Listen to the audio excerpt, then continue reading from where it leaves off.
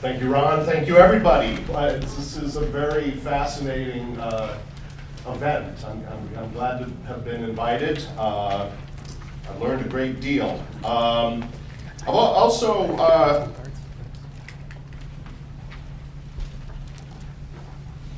it. Okay, so Green button. green button.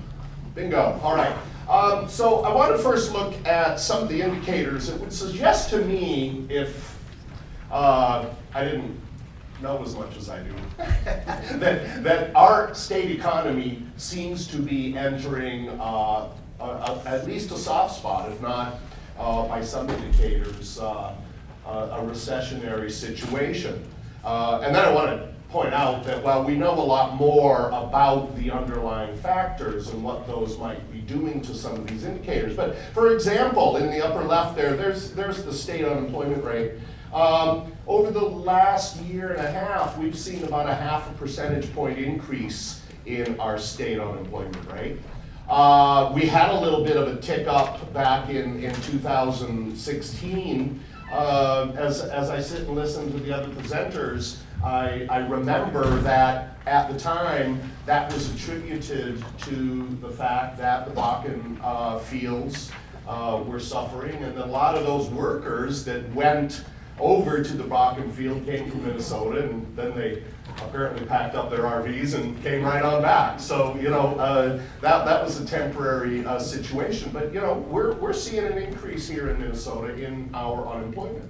The number of unemployed individuals has gone up by about 20% over that time period in which we've seen an increase.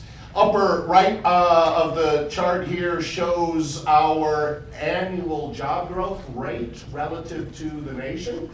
And since mid-2017, we've been lagging the nation quite significantly. In fact,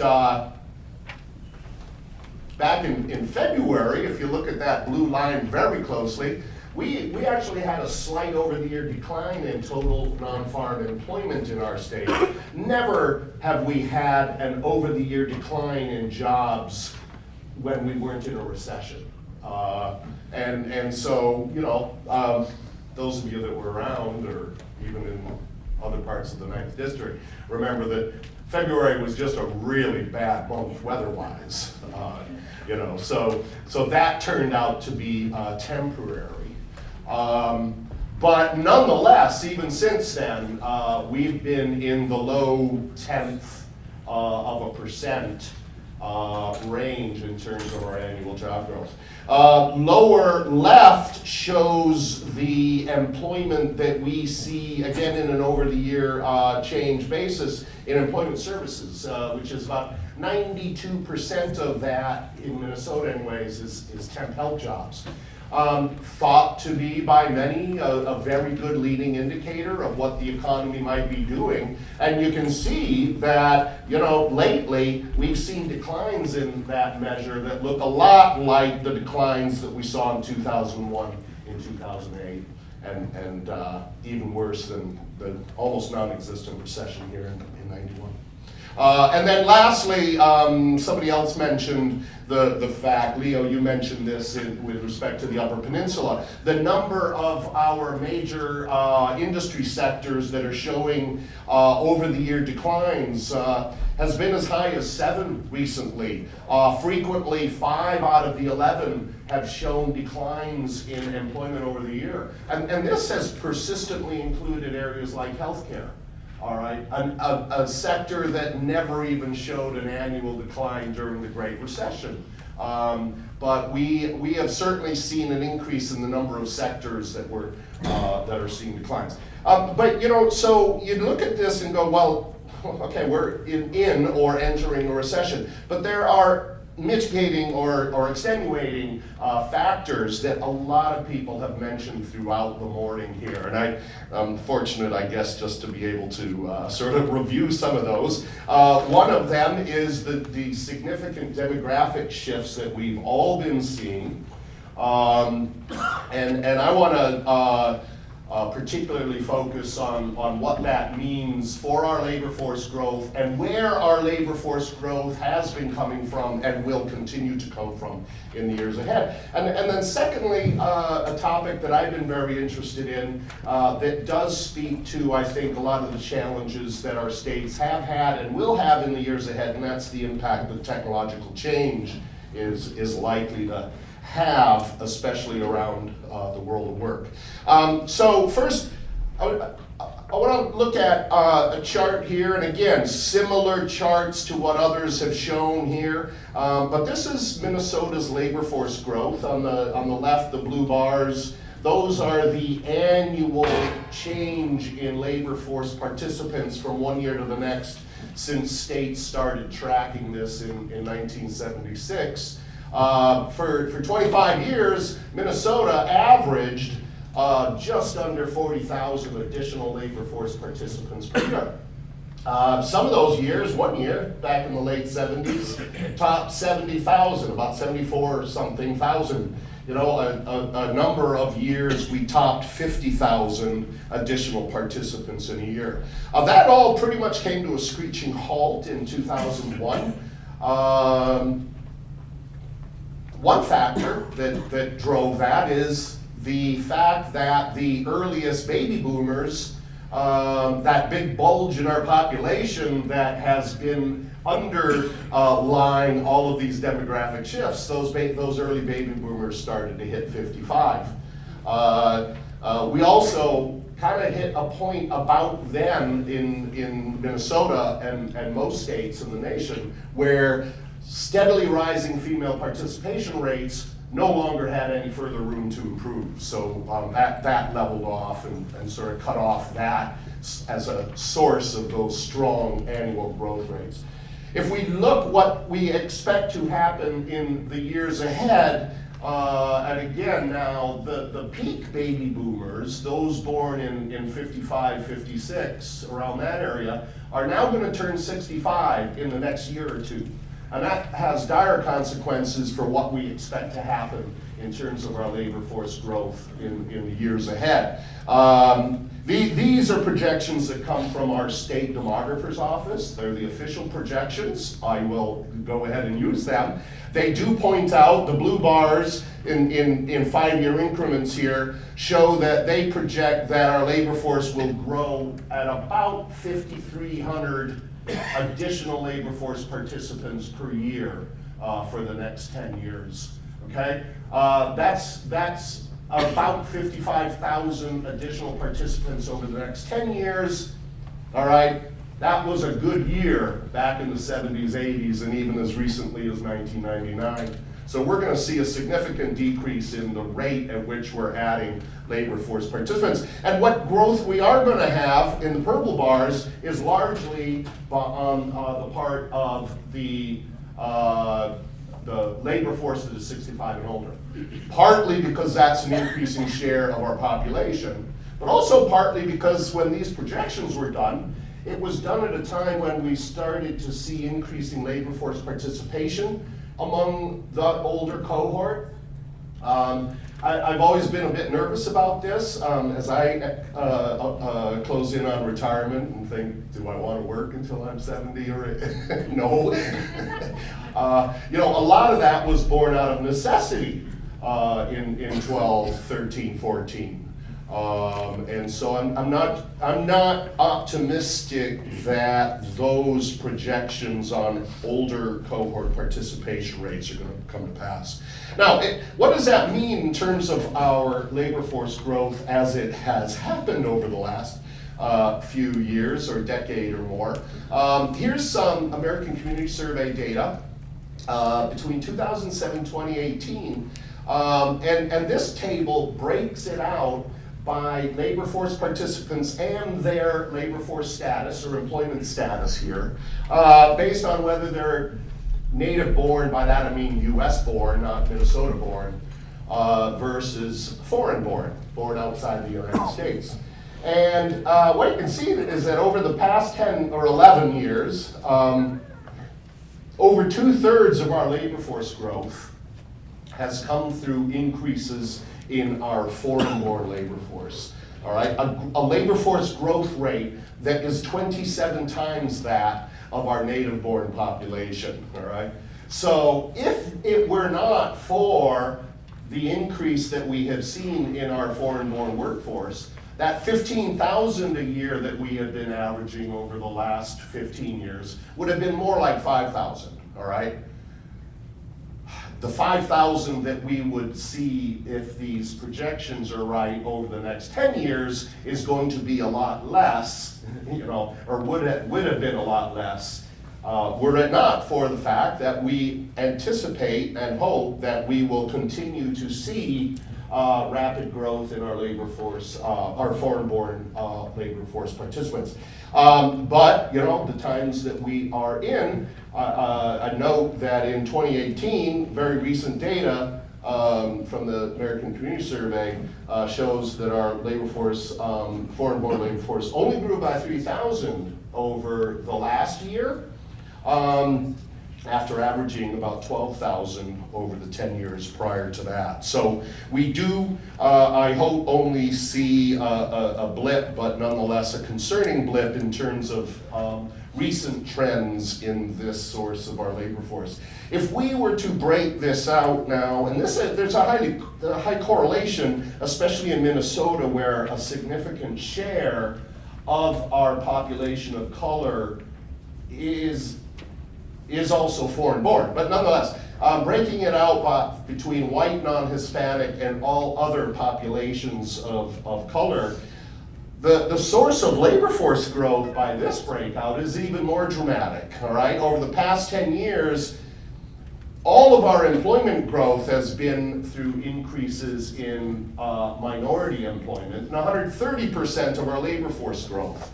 Okay, so all of it and then some has come about through increases in our workforce of color. You see that, you know, white non-Hispanic labor force participants have declined by over 50,000 over the last 10 years, 11 years, I guess. Okay, so, you know, we certainly, well, the baby boom bulge in our population is largely native-born, white, non-Hispanic Minnesotans, and I'm sure that is the case with other states. Data that others have presented, I suspect, are very much in line with this.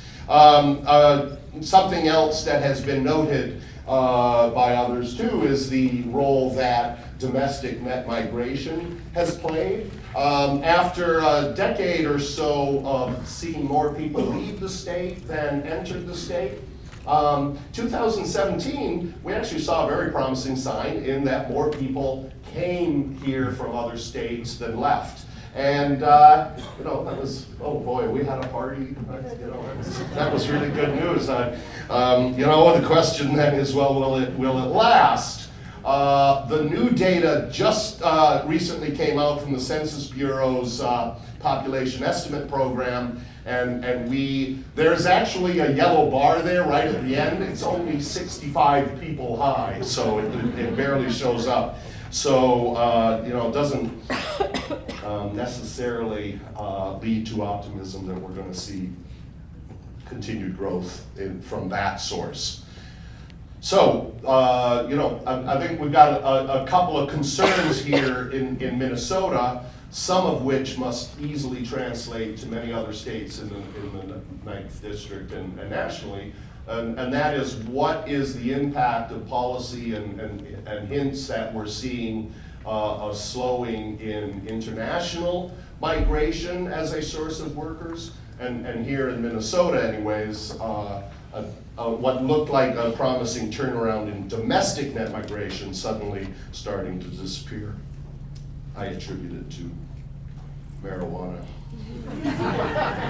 The other point I want to talk about is the impact of technology. There's been a lot of concentration, focus, a lot of reports, a lot of alarmist predictions about the robots taking over and taking all our jobs. There's been a lot of efforts to try to measure this, and they vary quite significantly in their suggestions. But for better or worse, I'm going to add to that mix. But I do think with promising results, I'd love to talk about this in more detail at any point. I've built on some of the standing existing research here to develop a metric by occupation of how susceptible different occupations are based on the tasks that comprise them. And use that then to sort of look at how different sectors, aggregations within our economy might weather the kinds of technological progress that we are seeing and can anticipate in the form of artificial intelligence, large data, cloud computing, machine learning, and so on. Here's an aggregation of these scores that look at what industry sectors are most likely to be impacted. Let's be optimistic. We start at the top. A lot of teaching is a very sort of abstract, interpersonal kind of activity, as the literature would call it. Professional, scientific, technical services. The kinds of jobs that I think are deemed to be well paying. Down at the bottom, we unfortunately see manufacturing. There's actually, this is cut off. There's one more below manufacturing, and that's the leisure and hospitality sector.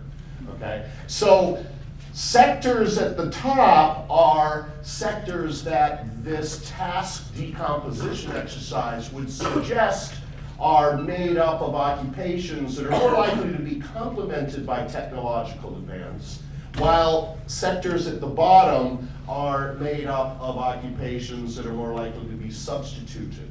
All right.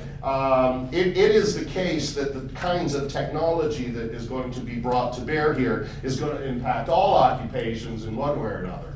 But when we think about the impact that it might have on employment levels, I think it's generally the expectation that we'll see a shift in employment from the lower end to the upper end. Okay. That is shown in this scatter plot of those scores that I developed here and the log of annual income. Higher scores are less prone, less prone to substitution, more prone to complementary consequences. So I'm going to fly through that one. Here's a ranking that looks at states, and so I want to bring this to our attention maybe as a closing point, because it does, I think, point out some of the challenges that this district is going to have, maybe Minnesota notwithstanding. But in terms of the kinds of occupations, industry mix, the fact that we have a high concentration in a number of our states in manufacturing, which in turn are the kinds of occupations that might be susceptible to the substitution by machines. We see that Minnesota, if I rank these, we came in 13th, pretty decent. I find it odd that District of Columbia is seen as an economy with highly cognitive workforce, but there's a lag in the data, so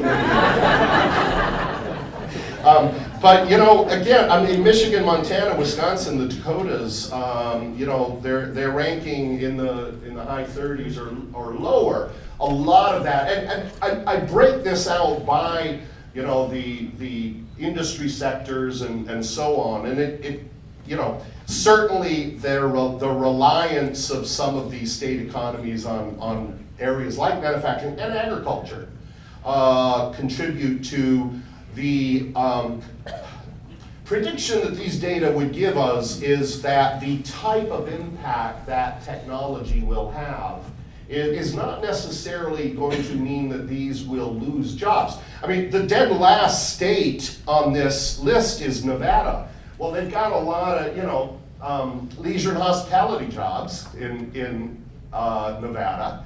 which is an industry that is made up of occupations that are fairly easily automated. I watched a video of a bed that makes itself. It was quite fascinating. Every day you read about new technology. So I'm going to wrap that up. And let me just say that as with all the other presenters, we see the impact of these significant demographic changes, which I interpret largely as translating into we have a great reliance on our populations of color and our immigrant workforce in the years ahead. And we, as many others do, see those segments of our workforce having particular struggles that we need to deal with. So I will leave that. Maybe these slides are available through the website? Is that the case? Good. So I'll end it with that. Thank you.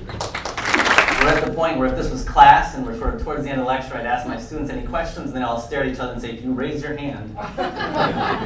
Because I think that if no one raises their hand, he's going to let us go early. I promised Ron that I would finish in under an hour, so we'll get to it as quick as possible. If you've ever seen a research economist from the Fed talk, they always have these sort of elaborate disclaimers, and so I wanted to start with my own. On the off chance my wife is watching online, she gets very nervous when I talk, so I hardly have any idea about what I'm about to say today, so of course my employer and the sponsors are not liable for what comes out of my mouth, neither is my wife or my mother. My job is to talk about manufacturing in Wisconsin. I took that very literally, so I will really focus on manufacturing in Wisconsin as well. I want to start with sort of a story. My father is born in 1947, and he's the beginning of the baby boomers. And I grew up in the 80s and had to live through sort of my father always lamenting the fact that we don't make anything anymore in this country. And I never quite understood that. And sort of years later, in putting together some graphs like that, I suddenly understood sort of what he meant. What he meant was that we don't employ as many people in the manufacturing sector anymore. I think this is a stark picture. Really, this is sort of the gross employment numbers in terms of hundreds of thousands. And so you can see that in the 80s it peaked sort of at 18 million. But remember, the labor force is growing through this whole period. So the percentage of people in manufacturing has been declining since the 50s. I really wish the internet was around back in the 80s because I would have known I could have shut my dad up quickly by saying, "Okay, boomer." So I like showing this graph. So this is a picture of using the current employment statistics on manufacturing. And it gives you sort of a sense of the importance in these three states of manufacturing. But I really like showing it because for a while in Wisconsin, there's sort of, down where I live, there's sort of the good side of the river, which I'm on in Wisconsin, and the bad side of the river. I'm very confused where I am now because I see the river, but I think if I'm over there, it's still the bad side. Sorry. It's not smart to play to the home crowd like that, right? Anyhow, it's really interesting because we have similar populations in Minnesota and Wisconsin, but yet you see in terms of gross numbers of employees in the manufacturing sector, Wisconsin is far more reliant on manufacturing. But what I really liked was sort of this battle between states when you had a Democratic governor, we had a Republican governor, and back and forth people would always point to whoever their favorite politician was and say they're really responsible for economic growth in the area. And what I think you can see very starkly in these pictures, can you figure out what governor was in power at different points through this 30-year period? I challenge you to. You can't. They look exactly the same, just at different levels. This is really sort of getting at the fact that this industry is a cyclical industry and really sort of follows national trends in terms of the business cycle. That is to say, local or state politicians have far less impact on sort of the ebb and flow of those employment flows than we might think.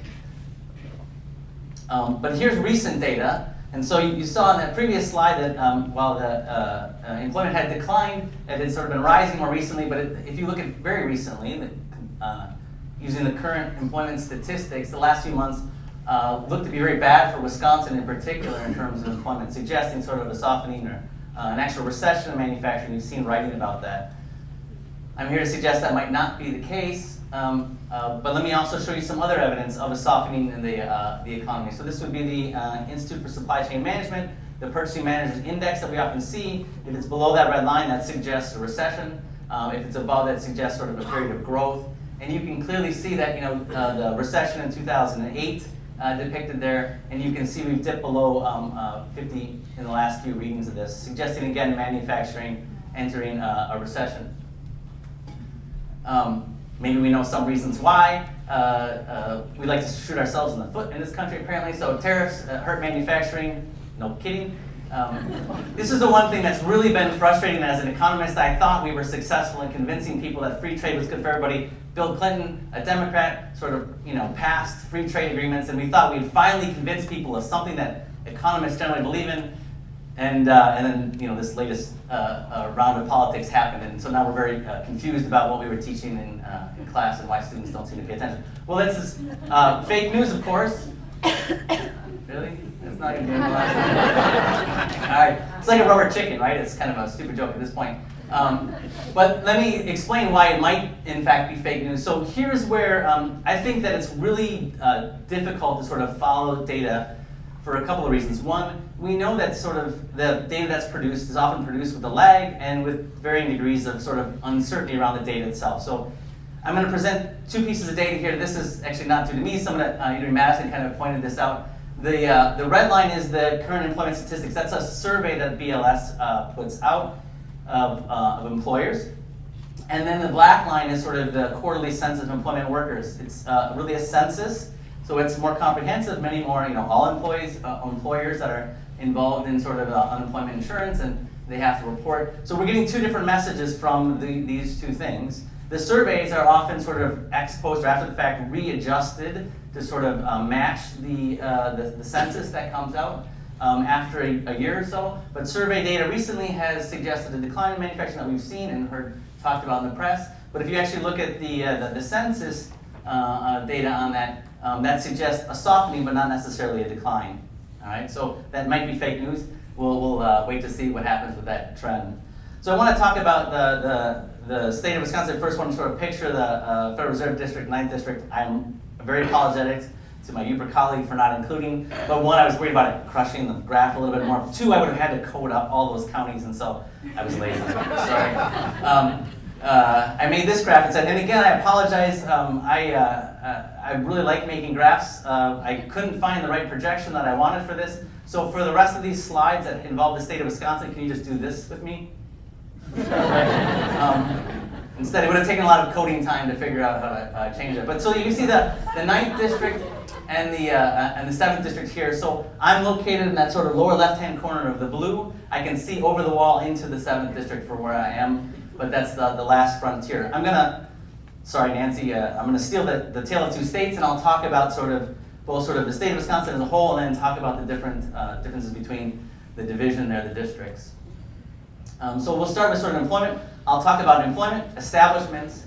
I'll move on to sort of wages, and then sort of talk about employment again as I wrap up. So the Wisconsin, this is the annual average employment. You can see that we started in 2007 with 500,000 jobs in the manufacturing sector. So all of this data is, by the way, on the NAAQS code, the 1013, sort of manufacturing. And you can see that the recession was painful, and we've started to recover, but we have not fully recovered those jobs since the recession in 2007. This gives you a breakdown by county. You can see that it's a hand-drawn-in line there that separates sort of the 7th and 9th districts. And this would look at sort of the level of employment in 2007 versus the level of employment in 2018. With the average percentage change over over that time period. And you can see sort of the blue counties are ones that actually added jobs, and then the red ones are the ones who lost jobs over that period. The darker the color, the sort of more of the loss. The gray one is, of course, censored because it has too few employers in the area to discuss. So you can see there's some interesting pockets. It's always fun to try to and I don't have access to the data. I think some of my colleagues do in the state offices, but I still try to figure that out. Apparently, so that lower left-hand corner blue down in Wisconsin is Iowa County. That's where Land's End is located. If you're familiar with Land's End, there's also Visions, something or other. It's for rifle scopes. So they apparently are experiencing a boom, which I found disturbing. But it's there's a lot of hunters in Wisconsin, and given the deer population, we need more of them, please.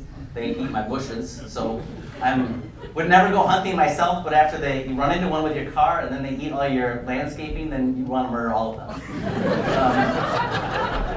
So I'm happy to see them, their business booming. Anyhow, so now if I break that out by the 7th and the 9th district, again, sort of we're in the 9th and the 7th is the bulk. You can see that Wisconsin really, the tale of two Wisconsin is one with a population and one without a population, sort of more rural. So most of the employment happens in southeastern Wisconsin, as you would expect. About 13% happens in the sort of northwestern half of Wisconsin. That's in the 9th district. But what's interesting is the 9th district is fully recovered in terms of its level of employment. And then the lagging that is occurring in the employment sector is occurring because of the manufacturing that happens in sort of the southeastern part of the state. I'll skip that one. All right, so we'll move on to establishment. So others have pointed out in different ways and shapes that there has been consolidation in particular industries. Beth's talk was fantastic and sort of hearing about what's going on with farms in Wisconsin. And you see similar things happening in manufacturing. Either the manufacturer is going completely out of business, or there is some consolidation going on. The number of establishments has declined, and declined a lot more than the employment has. Here's what you have in sort of Wisconsin, U.S., and Minnesota. You can see that Wisconsin's has not sort of clawed back as much as the U.S. and Minnesota has in terms of establishment counts. But here's the picture, so it's starker. So this again is the same idea, taking the 2007 count of establishments, looking at 2018, comparing that percentage change over that 11 years and calculating it as an annual average. And you can see darker red now. So this represents a sort of larger decline in establishments than you've seen in terms of a decline in employment. All right. So annual wages, I'll buzz through these graphs. I think what you do see in these graphs is that certainly the U.S. and Minnesota have higher average wages than Wisconsin in the manufacturing sector. Their growth has been steady for both of them, but slower than we would like to see. So here's the graph that I think is important. This is sort of the annual percentage change in the annual wages in manufacturing in Wisconsin. Recall that the Federal Reserve, although they're not the greatest at it, would like inflation to be at 2%. It's been a little bit below that, but if you take a 2% target for inflation, you tack onto that about 1.5% for productivity growth, or a little bit more. Our target for nominal wage growth, which is what this is, would be 4%. Right? So we've seen wages not growing as rapidly as we would like. In fact, it's a good thing inflation has been lower than 2%, otherwise we would be seeing no increase in real wages. It's been about 1.5% over this time period. And here's what that looks like again by county. You see some counties experiencing much higher wage growth on average than that 4%, and then some, the lighter shades, are down around that sort of 2%. So those are the counties that are experiencing very little to no growth in real wages, which is problematic. The tale of sort of two states, again, looking at the 7th versus the 9th district, and you can see that the 9th district has experienced a little bit better wage growth, but again, sort of barely ever cracking that 4% mark that we would like to see. All right, so now something I want to spend a little bit of time talking about. It would be this idea of the location quotient. So let me explain this metric. I think this is sort of really a useful idea that is produced. So it takes the percentage of employment in manufacturing in the U.S., okay, which is now around, let's say, 8%, and then it compares that to the percentage of employment in manufacturing in the particular region that we're talking about. It calculates the ratio. So a ratio of 1 would obviously represent a county, let's say, that has the same proportion of employment in manufacturing as in the U.S. So I like to think about this measure in the same way you think about, your own kind of investing. So many people in here, like Steve was talking about retirement. He's probably thinking about, how much he has in the stock market at the moment. Should he be rebalanced into fixed income, bonds? What that percentage is. We think about a portfolio. What's the right portfolio to be invested in? I think sometimes about employment in the same way. So what's the optimal balance of employment in manufacturing versus in retail versus other sectors? I don't have an answer to what the optimal is, But I do know sort of we'd experience something similar to the rest of the economy, the U.S. economy, if we had a similar portfolio, so if we were all ones. And I get nervous sort of when you're above one, only because sort of you're more exposed then to something. That might be great if it's a growing industry with high wages and rapidly growing wages, experiencing an increase in demand. That might be great. It also might turn out to be bad if sort of the opposite is true. And here, what you see for Wisconsin is that we were manufacturing dependent, almost twice what the U.S. rate was, and we've become even more so over time. That always sort of makes me sort of wonder when I see policymakers thinking about trying to attract particular jobs. They're like, we need more manufacturing in Wisconsin. And I think, like, I don't know that that's the case, right? I mean, we're already 2 times the national average, and I'm not so sure that's the right portfolio balance. So, but one of the things we've seen here coming out of this recession is that Wisconsin has become even more manufacturing based or dependent than it was before. And here you can see that location quotient, right? So that plotted by county. Again, so that any counties that are sort of the lightest blue would be about 1, so they're about the same as the national average, or the national average in terms of employment percentage. And the dark blue ones would be as high as 4 times sort of the national average. And I think, this separating this graph out in the way I have, I really had this preconception too that the 9th district would be very rural, and to me rural meant more ag jobs, but also more manufacturing. Having grown up in the southeastern part of Wisconsin, I sort of didn't think about the level of manufacturing we have. You can see that there are a lot of counties that still in southeastern Wisconsin are heavily dependent upon manufacturing. All right, so that was sorry, can I go back? Oh yeah, good. So this is the location quotient by district, and you can see that the 7th district, that is the sort of southeastern part of Wisconsin, is even more dependent upon manufacturing. Seems like a good time to spend 30 times as much as you should on a subsidy to bribe a manufacturer located in Kenosha, right? Public strategy. All right. See, unlike my colleagues who all actually work for the state government, I sort of do, but I'm actually an academic economist with tenure, so I can't get fired. So I can say stuff like that. Anyhow, so this is the wage location quotient. So this is the same concept that I talked about before, but rather than sort of thinking about employment, we take total wages. So, manufacturing in Wisconsin is more highly compensated than manufacturing in the rest of the country, and so our location quotient is even a little bit higher in those regards. All right. And I wanted to talk about robots. I saw Steve's presentation. I wanted to talk about the robots coming. I'm out of time. Sorry. So we have a little bit less than 10 minutes per Q&A. I will try to keep mine to 1. So again, there's microphones around. Raise your hand so we can get the first one lodged. But I'm going to ask the first question. Steve, maybe I'll start with you. And other presenters have suggested that foreign-born population increases is going to help workforce growth. The thing I noticed is that Minnesota's growth in foreign-born is significantly higher than Wisconsin's is. Yes. And I'm wondering if you have any theories on why that is. Our economies are fairly similar. There's lots of similarities between our cultures and things of that nature. And I'm wondering if you have any ideas on why we are seeing stronger growth in Minnesota in foreign-born than in Wisconsin. Right. Well, the interesting thing about a lot of immigration is that immigrants look for locations where they might have a cultural network or even family. And here in Minnesota, we've had the benefit of that with respect to the Hmong and Southeast Asian immigrants in the 70s and 80s, and into the 90s then through largely East African, Somali, Ethiopian, and other immigrants. So, we have a very high concentration. It also of some of the West African countries, Liberia.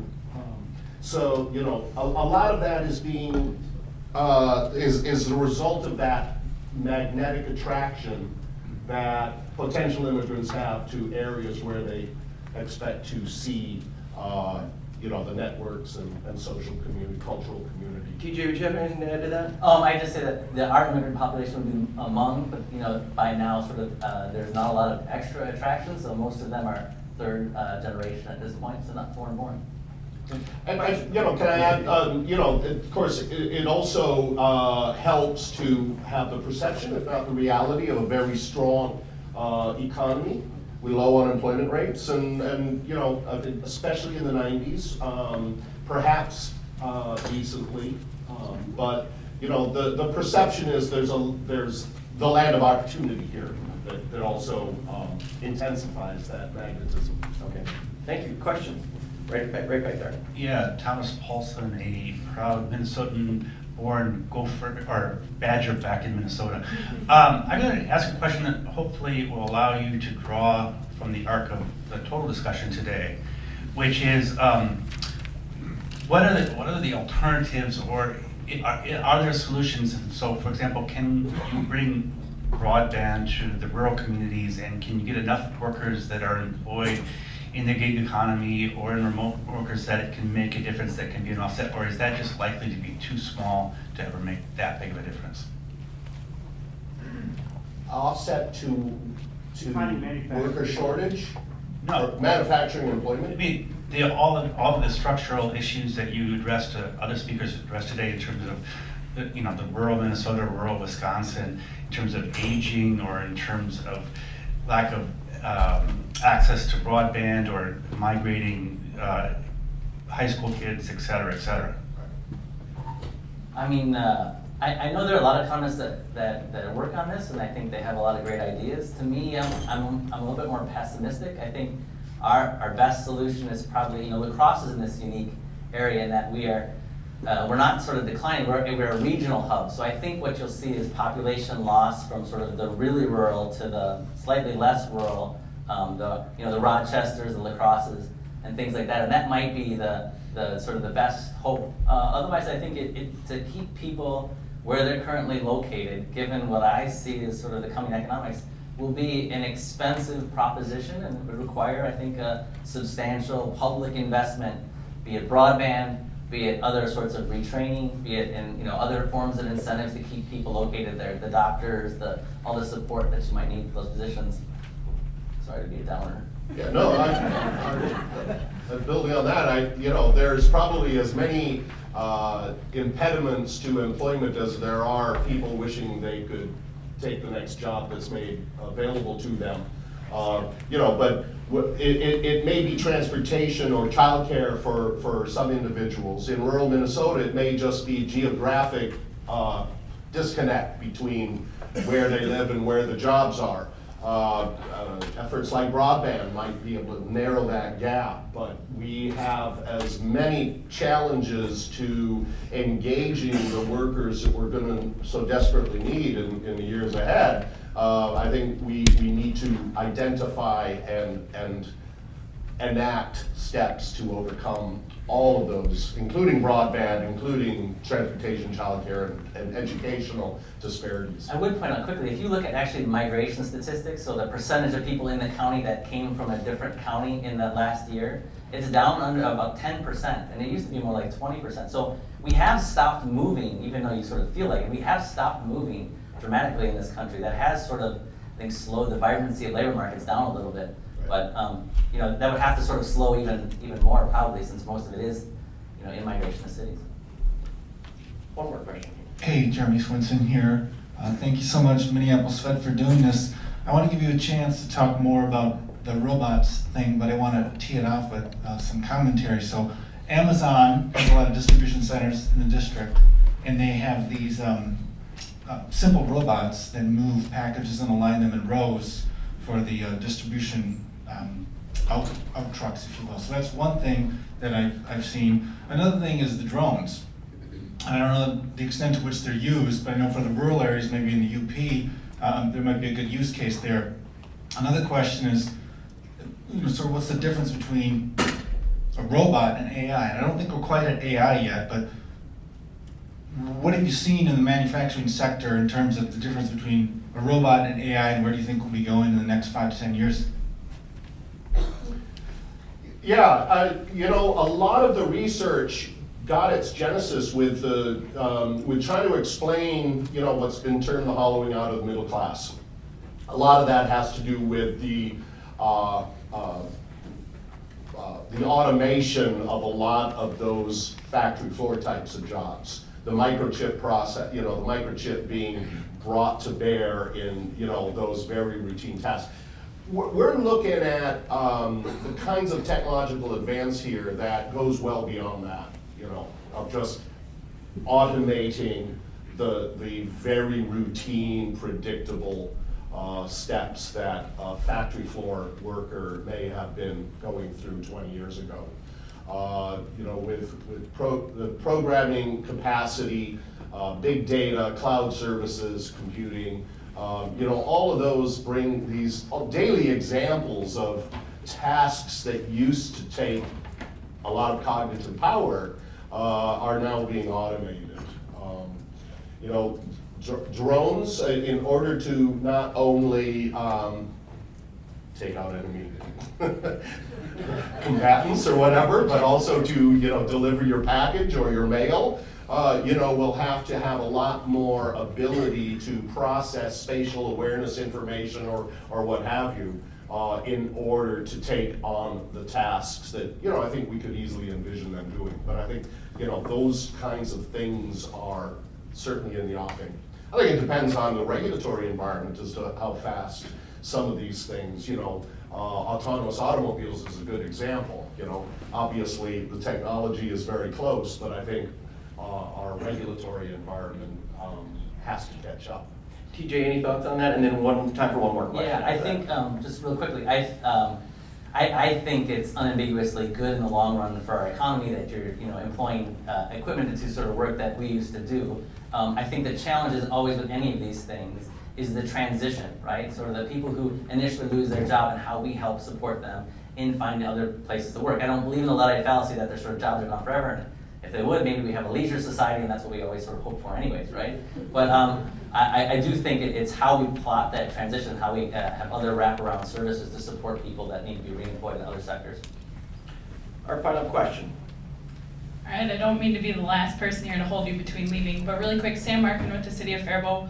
We're largely dominated by manufacturing, and more specifically advanced manufacturing. And I think locally what we're seeing is, as the automation is coming in, it's not eliminating jobs, it's just a different type of job. So my question is, in the climate that we're in with a shortage in workforce, what can we be doing to elevate those existing workers, to retain them in the employment sector as this automation comes in for the manufacturers and we continue down that path? I was gonna say, I always answer the labor shortage issue like an economist and say pay them more. It's not a popular answer by people who actually have to pay them, but that's certainly one solution to another.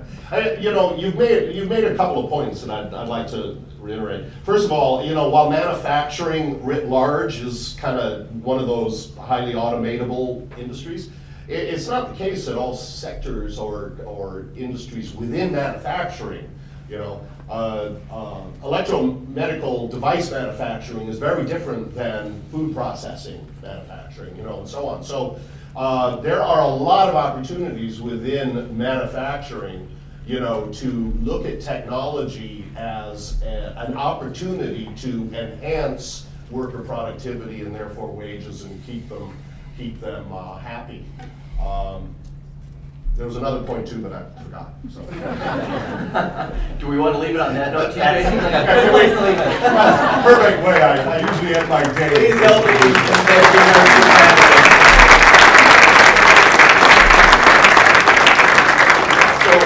So before adjourning, the bank just wants to extend a sincere thank you to Beth Ford, our keynote, to all 6 of our state panelists who in some cases came from very great distance to join us here. We really appreciate the investment of time and energy in preparing your remarks, to bringing that to our audience, and we really can we give them another round of applause?